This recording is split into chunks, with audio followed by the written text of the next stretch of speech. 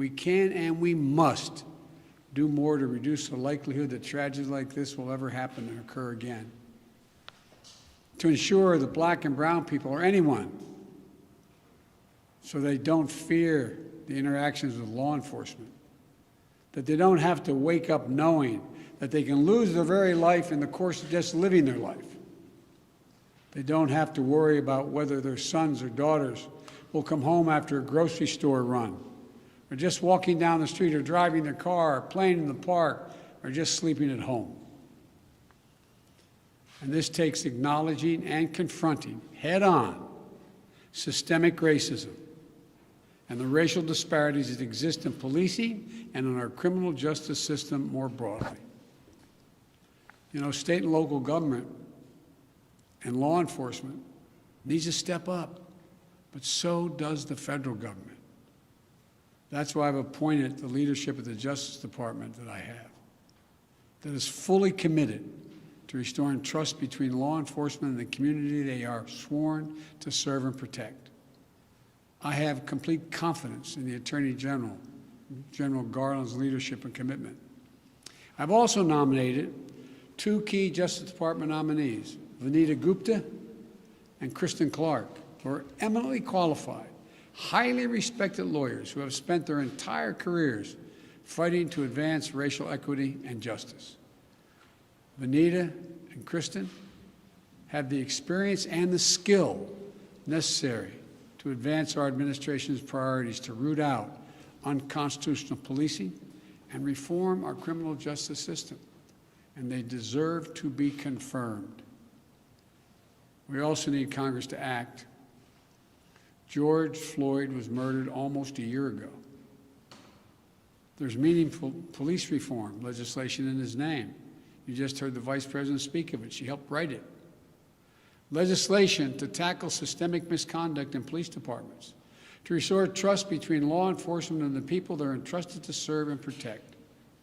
But it shouldn't take a whole year to get this done.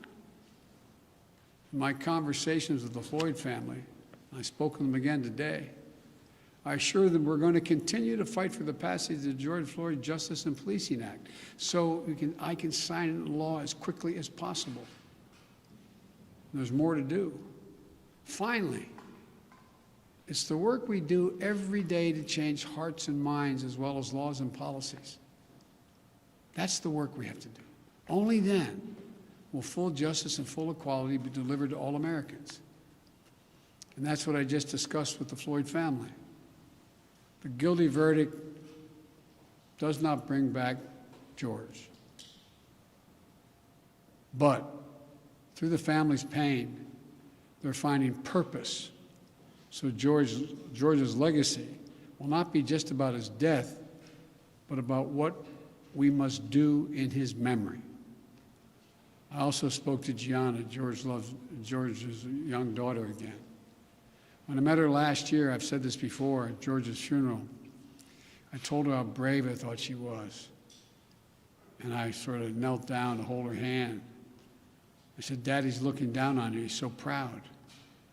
She said to me then, I'll never forget it, Daddy changed the world.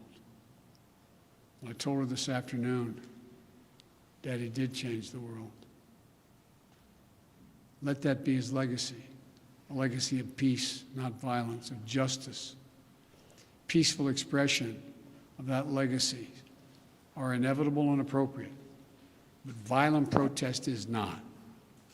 And there are those who will seek to exploit the raw emotions of the moment, agitators and extremists who have no interest in social justice, who seek to carry out violence, destroy property, fan the flames of hate and division, who will do everything in their power to stop this country's march toward racial justice. We can't let them succeed. This is a time for this country to come together, to unite as Americans. There can never be any safe harbor for hate in America. I've said it many times. The battle for soul of this nation has been a constant push and pull for more than 240 years. A tug of war between the American ideal that we're all created equal and the harsh reality that racism has long torn us apart. At our best, the American ideal wins out. So we can't leave this moment or look away thinking our work is done.